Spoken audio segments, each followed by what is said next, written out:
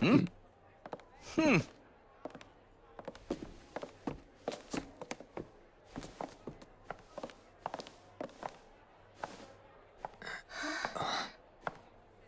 You've got a lot of nerve.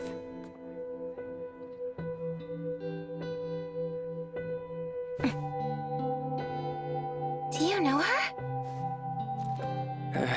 Sorry,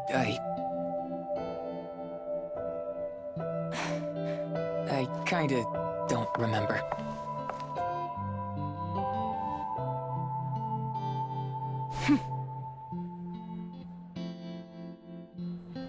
Don't you have something to say to me? Do I? Sorry, have we met before? You cad!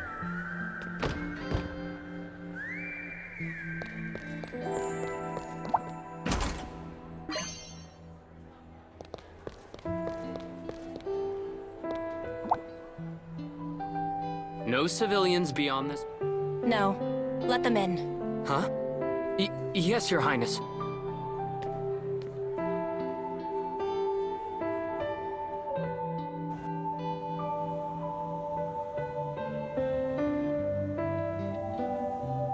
Wow. How beautiful. I've never been in a room like this before. So, you recognize me? Can you tell me what you know about me? Anything would help. Oh, the unmitigated gall! Stand down, Sebastian. I will not, milady. I will not stand down for Leo, the fiend that made a fool of my princess. Fiend? Me? Have you no idea who she is? This is Princess Cheryl, heir to the Queendom of Vibra. I still don't get it. You're saying I did what to the princess exactly? Very well, Leo. I'll tell you exactly what you've done. The Jilted Princess. Cheryl dashed out of the castle without a single guard at her side. For the first time in her life, she'd met a man who lived by his own rules. Up until that evening, she'd spent her life surrounded by courtiers who rested on their laurels and lived behind masks of flattery. What she'd felt that evening was love at first sight. There was no other way to describe it.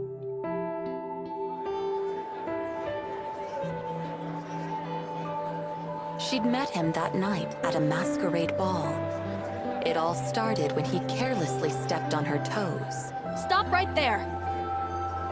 The man had started away without so much as an apology. What do you want? Do you know to whom you are speaking? Sure, Princess Cheryl, am I right? So what? You ought to try walking through the city dressed like everyone else. See what it's like when nobody recognizes you. Under all this makeup you've got here. He gestured at the palace around them. The rich and the poor are all the same. As the gathered nobles looked on with curiosity, he smiled impudently at the princess. It was more than Sebastian, her attendant, could bear. How dare you speak to your princess like that? Identify yourself now! Sebastian was livid. Who, me? I'm nobody. You scoundrel! Your mockery shall end here! Stand down, Sebastian. Cheryl said to her attendant. I will deal with this man. Way to handle that, princess. The man shrugged his shoulders, unimpressed. So tell me, who are you? It's a masquerade, right? Taking my mask off would spoil the fun. Very well. Then I shall remove mine. Cheryl responded to the man's provocations with an equally provocative gesture. Her face bare, she stared dispassionately at the man. Ah, a princess is willing to stoop down to my level. I can respect that.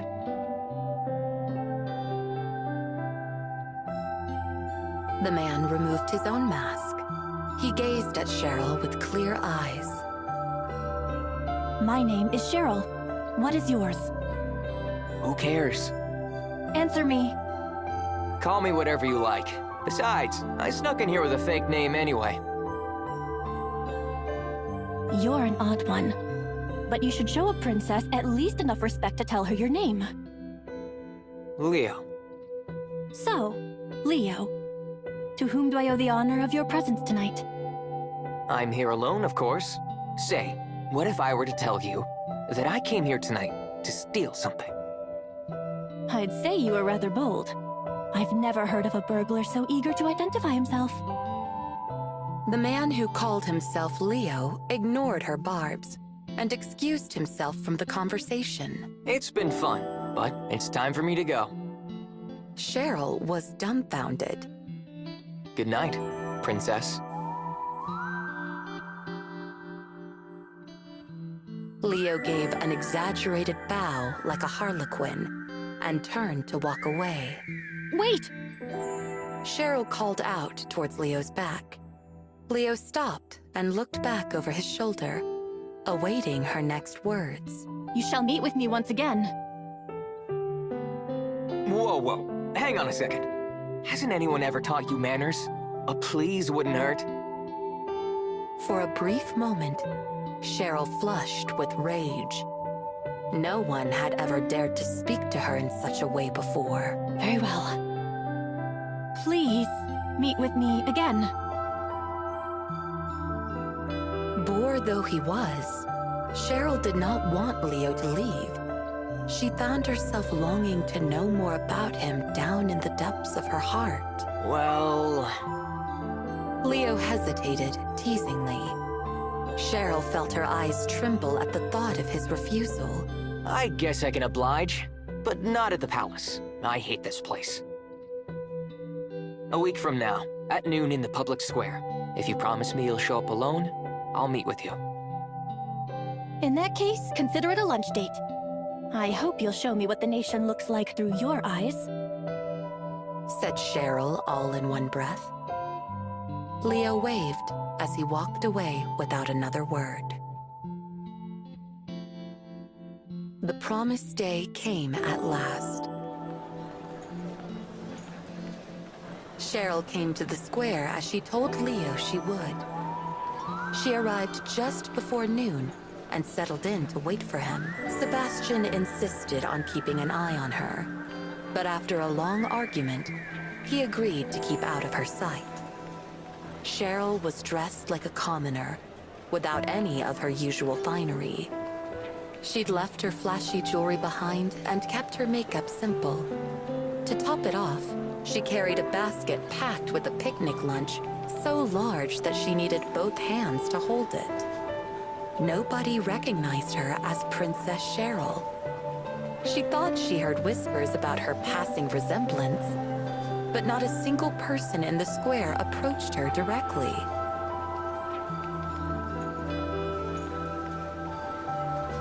Cheryl couldn't help chuckling at herself while she waited for Leo. He was right. Without the trappings of royalty Leo had called makeup, there were no voices calling out to her in praise, awe, or adoration. We're all the same. We're all human beings. Cheryl muttered to herself, embarrassed by her own ignorance. This was something she never could have understood before, surrounded by guards and courtiers in the royal palace. An hour passed. Then 3. Then 5. Cheryl waited and waited, but Leo never showed up. The sun went down, and the public square grew quiet. Had something happened to him? Maybe he'd had an urgent matter to attend to, and couldn't send anyone to notify her. Feelings of uncertainty cycled through Cheryl's mind. Cheryl stood alone under the streetlights. A gust of lukewarm wind blew past her, and heavy droplets of rain began to fall. Though deeply disheartened, Cheryl continued to look out into the night, a firm expression on her face, a stiff upper lip. Growing up in the royal palace, she'd learned that such a demeanor was expected of nobility. Sebastian had seen her suffer enough. He walked to her side and held an umbrella over her head. Princess, it's now well after sundown. Please, let us return before you catch cold from the rain. The people of the castle surely worry for your safety, so... Brushing her soaking hair out of her face, Cheryl packed up the lunch she had prepared for Leo. Let us head back. I'm sure everyone must be worried sick. Cheryl dragged her feet, numb from a long day of standing, towards the palace. The rain grew stronger. The lights in the palace windows began to wane. Sebastian could see that Cheryl's slender shoulders were trembling. Anger towards Leo flared within him once more. Pah! That insolent wretch! Such disrespect towards the princess is worthy of 100 deaths! When I find him, I swear... Cheryl was inconsolable, her frustration towards Leo for standing her up, and her anger with herself for ever trusting him, only grew inside her as the days, weeks, and months passed by.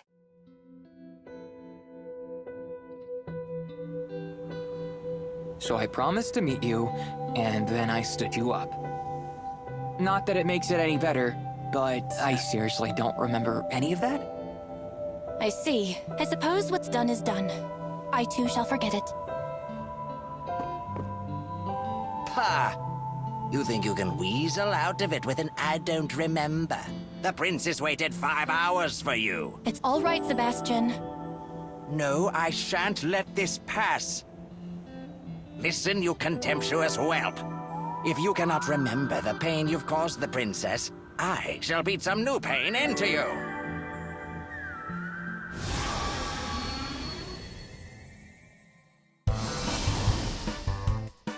You'll pay for what you've done, you shameless cad! Whoa! We're not gonna lose. Slam it! No! Ta! You're done! Prepare for a thrashing! There! There! Slam it! Gird your loins!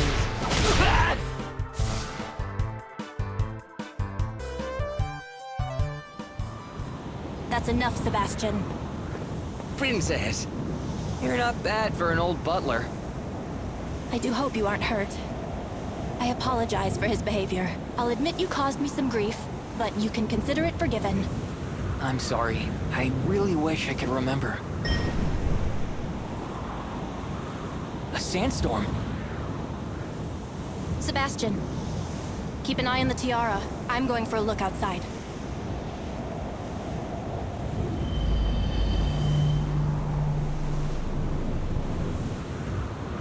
Understood, milady. Where are you going? I thought you lost your memory, not your hearing. Outside. It's my duty as princess to act decisively in times of distress. We should go too. It's too dangerous to let her go alone. Yeah, you're right. Do as you please. I trust you can hold your own.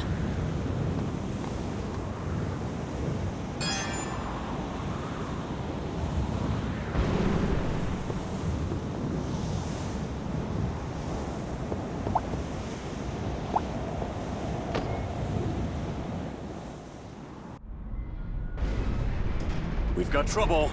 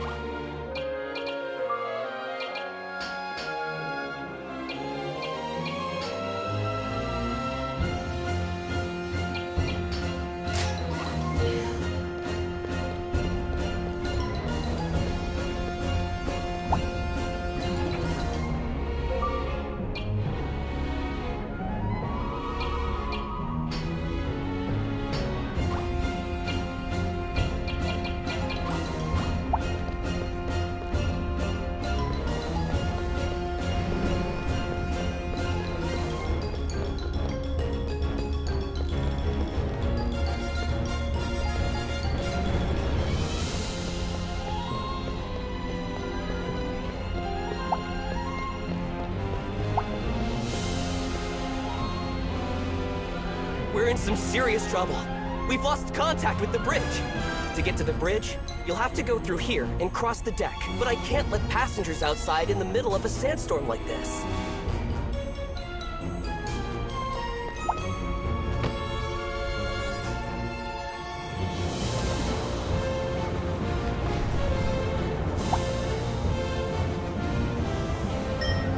We've got company!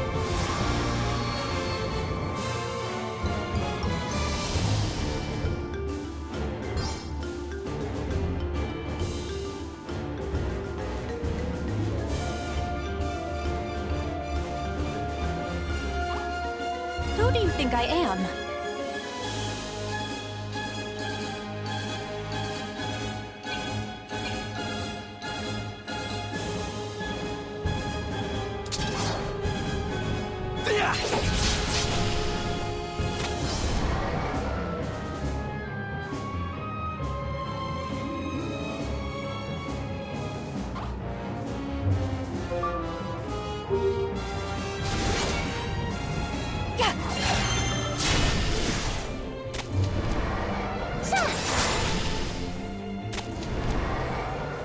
Big win, right?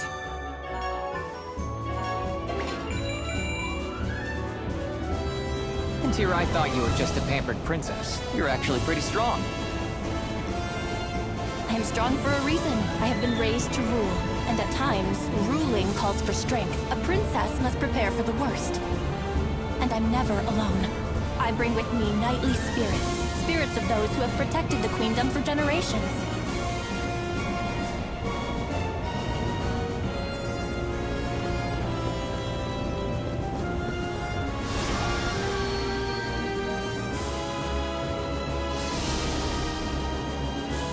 That's a new one.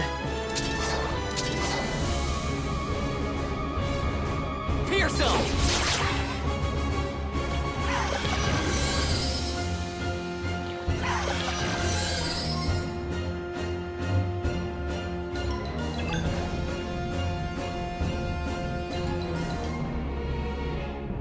Holy light!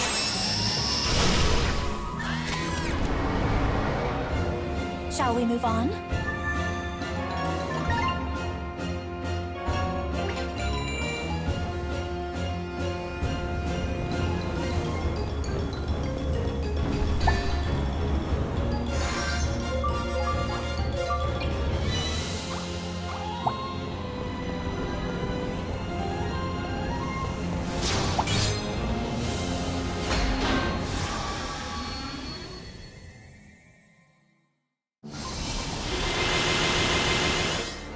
Whoa! Make it stop!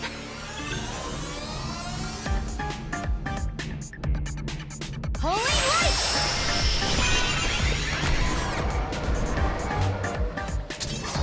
There!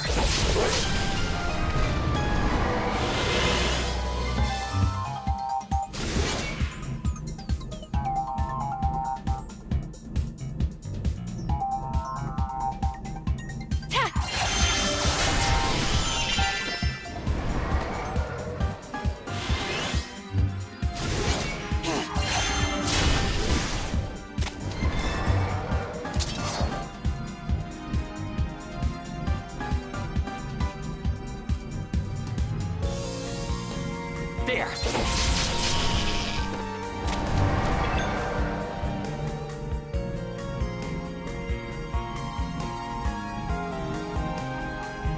Holy light!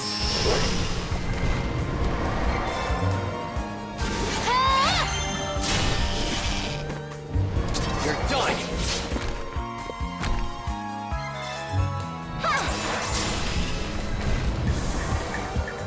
Hardly a challenge.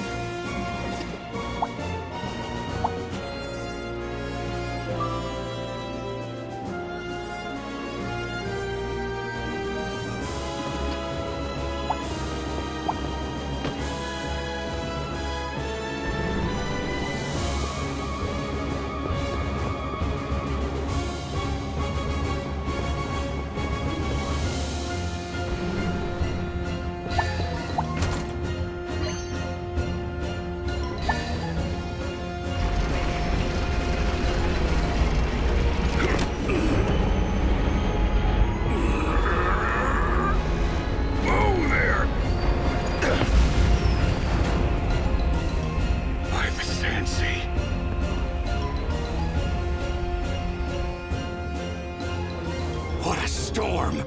A real once-a-century squall. Twice a century, tops. Captain, you can't possibly manage alone. The rest of my crew's got their hands full taking care of the passengers. Speaking of hands, though, suppose I could use a few. Let us help you. I knew it. Blasted wheel won't budge. We're sinking into the sand sea. What should we do? You can start by seeing what's going down below the starboard deck. Sounds like a situation over there. Got it.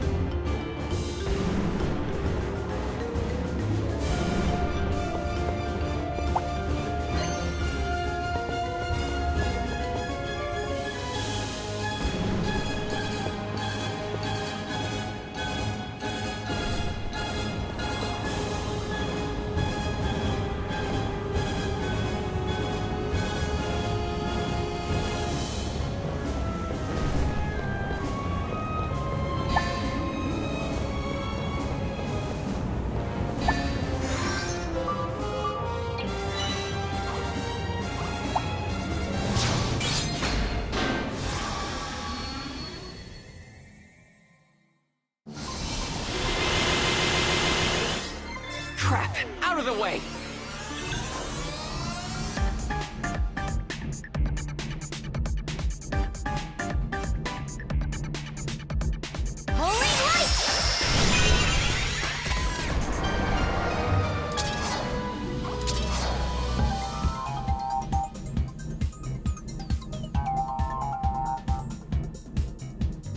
I'll end this!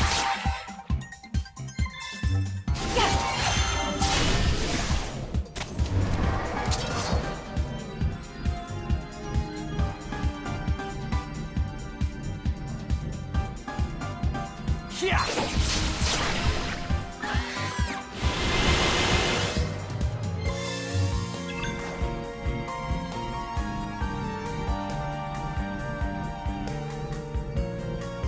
Come on, Magic! Whoa!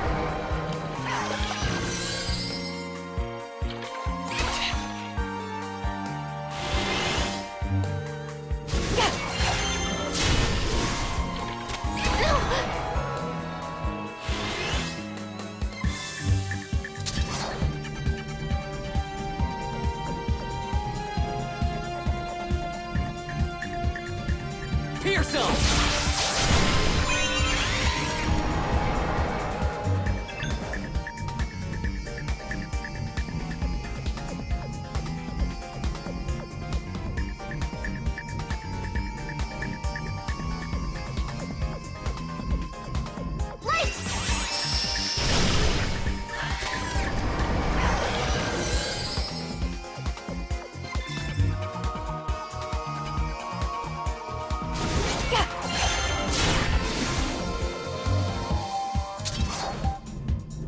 Slam it!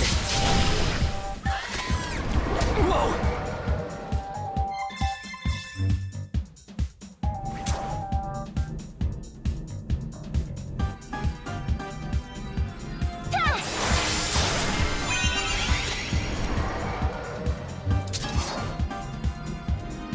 Slam it!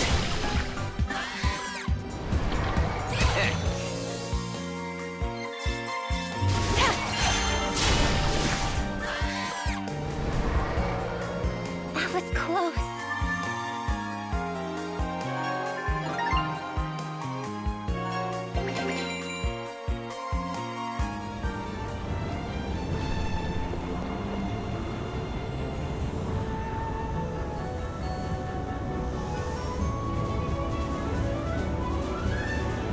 Nothing here. I've never seen smoke without fire. Let us find out the cause of all this. Right, let's go check it out.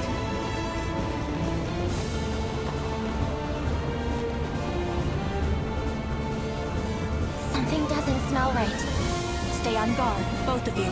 We don't know what awaits us. Got it.